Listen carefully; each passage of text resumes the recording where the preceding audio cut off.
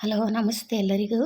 Welcome to my channel. ಇವತ್ತು ಅಕ್ಕಿ ರೊಟ್ಟಿ ಮೃದುವಾಗಿ ತೆಳ್ಳಗೆ ಯಾವ ಥರ ಮಾಡೋದು ಅಂತ ನೋಡಿಸ್ತೀನಿ.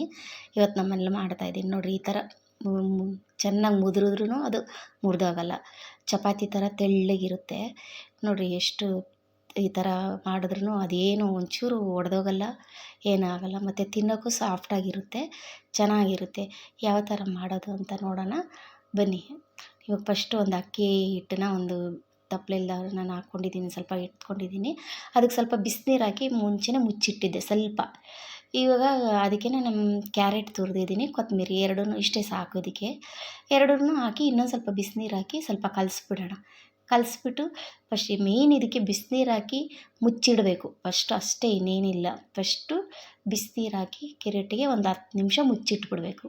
ಮುಚ್ಚಿಟ್ಬಿಟ್ಟು ಮತ್ತು ನಮ್ಗೆ ಏನು ಬೇಕೋ ಅದು ತರಕಾರಿ ಹಾಕ್ಕೊಂಡು ಈ ಥರ ಕಲಸಿ ಒಂದು ಸ್ವಲ್ಪ ಲಾಸ್ಟಲ್ಲಿ ಒಂದು ಸ್ವಲ್ಪ ಎಣ್ಣೆ ಹಾಕ್ಕೊಂಡು ಚೆನ್ನಾಗಿ ಈ ಥರ ಸ್ವಲ್ಪ ಹೊತ್ತು ಒಂದು 10 ನಿಮಿಷ ಚೆನ್ನಾಗಿ ಕಲಿಸ್ಕೊಂಡ್ರೆ ಆಯಿತು. ಅದಕ್ಕೊಂದು ಚಟ್ನಿ ಮಾಡ್ತೀನಿ. ಈ ಚಟ್ನಿಗೆ ಕಡಲೆಬೇಳೆ ತೊಗೊಂಡಿದ್ದೀನಿ ನಾನು. ಕಡಲೆಬೇಳೆ, ತೆಂಗಿನಕಾಯಿ, ಮೆಣಸಿನ್ಕಾಯಿ, ಉಪ್ಪು ಮತ್ತು ಹುಣಸೆಹಣ್ಣು ಇಷ್ಟೇ ಸಾಕು. ಇದನ್ನು ಇಷ್ಟನ್ನು ಹುರ್ಕೊಳ್ಳೋಣ, ಒಂದು ಬಾಣಲೆಲಿ ಹಾಕಿ ಎಲ್ಲರನ್ನೂ ಹುರ್ಕೊಳ್ಳೋಣ. ಹುರ್ಕೊಂಡು ಮಾಡೋಣ. ಈಗ ಕಡಲೆಬೇಳೆ ಹಾಕ್ತೀನಿ ನಾನು. ಕಡಲೆಬೇಳೆ ಹಾಕ್ಬಿಟ್ಟು ಸ್ವಲ್ಪ ಫ್ರೈ ಮಾಡ್ಕೊಳ್ಳೋಣ. ಆಮೇಲೆ ಅದು ಸ್ವಲ್ಪ ಬ್ರೌನ್ ಕಲರ್ ಆದಮೇಲೆ ಮೆಣಸಿನ್ಕಾಯಿ ಹಾಕ್ಕೊಳ್ತೀನಿ ನಾನು. ಇದಕ್ಕೆ ಇಷ್ಟೇ ಪದಾರ್ಥ ಸಾಕು. ಇದನ್ನು ನೀವು ಎಷ್ಟು ದಿವಸ ಬೇಕಾದರೂ ಇಟ್ಕೋಬೋದು, ಆದರೆ ನೀರು ಹಾಕಬೇಡಿ ಇದಕ್ಕೆ. ನೀರು ಹಾಕ್ಬಾರ್ದು ಇದಕ್ಕೆ.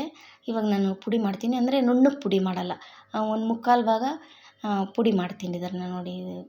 ನುಣ್ಣಗೆ ಪುಡಿ ಮಾಡೋದು ಬೇಡ, ಇದನ್ನು ಮುಕ್ಕಾಲು ಭಾಗ 90% ತರಿ ತರಿಯಾಗಿ ಮಾಡ್ಕೊಳ್ಳೋಣ ನೋಡಿ. ತರಿಯಾಗಿ ಮಾಡ್ಕೊಂಡಿದ್ದೀನಿ. ಇವಾಗ ಅರ್ಧ ಎತ್ತಿಟ್ಕೊಳ್ತೀನಿ ನಾನು. ಅರ್ಧ ಎತ್ತಿಟ್ಕೊಂಡು ನನಗೆ ಎಷ್ಟು ಬೇಕು, ಈ ಟೈಮ್ಗೆ ಎಷ್ಟು ಬೇಕೋ ಅಷ್ಟನ್ನು ಮತ್ತೆ ನೀರು ಹಾಕಿ ರುಬ್ಬಿಬಿಡೋಣ. ನೀರು ಹಾಕಿ ನುಣ್ಣಗೆ ರುಬ್ಕೊಳ್ಳೋಣ. ಇದು ತರಿತರಿಯಾಗಿ ಇರೋದು. ಅದು ಇವಾಗ ಅದನ್ನು ಎತ್ತಿಟ್ಕೊಂಡ್ರೆ ನಾವು ತರಿಯಾಗಿ ರುಬ್ಬಿರೋದು ನೋಡಿ, ನೀರು ಹಾಕಿ ರುಬ್ಬಿದ್ದೀನಿ. ಇದು ಆ ತರಿಯಾಗಿರೋ ರುಬ್ಬಿರೋದು ಪುಡಿ ಮಾಡಿರೋದು ಎಷ್ಟು ದಿವಸ ಬೇಕಾದರೂ ಇರುತ್ತೆ.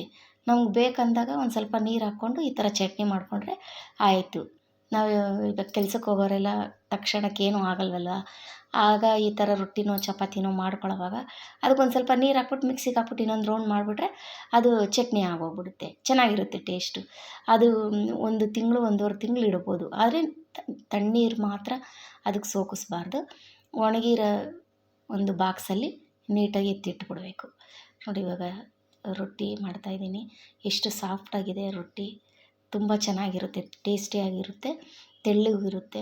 ಬಾಕ್ಸ್ ತೊಗೊಂಡೋಗೋರು, ಕೆಲ್ಸಕ್ಕೆ ಹೋಗೋರು ಮಧ್ಯಾಹ್ನಕ್ಕೆ ಕೂಡ ತೊಗೊಂಡೋಗ್ಬೋದು, ಏನೂ ಆಗೋಲ್ಲ ನೋಡಿರಿ. ಆಯ್ತು, ರೆಡಿ ಆಯಿತು ಚಟ್ನಿನೂ, ರೊಟ್ಟಿ ರೆಡಿ ಆಯಿತು. ಇಷ್ಟೊತ್ತು ನನ್ನ ವೀಡಿಯೋ ವಾಚ್ ಮಾಡಿದ್ದಕ್ಕೆ ಎಲ್ಲರಿಗೂ ತುಂಬ ಧನ್ಯವಾದಗಳು. ನಾನು ಹೊಸದಾಗಿ ಯೂಟ್ಯೂಬ್ ಚಾನಲ್ ಓಪನ್ ಮಾಡಿದ್ದೀನಿ, ನನಗೆಲ್ಲರೂ ಸಪೋರ್ಟ್ ಮಾಡಿ. ಮತ್ತೊಂದು ವೀಡಿಯೋದಲ್ಲಿ ಸಿಗ್ತೀನಿ. ಎಲ್ಲರಿಗೂ ಧನ್ಯವಾದಗಳು.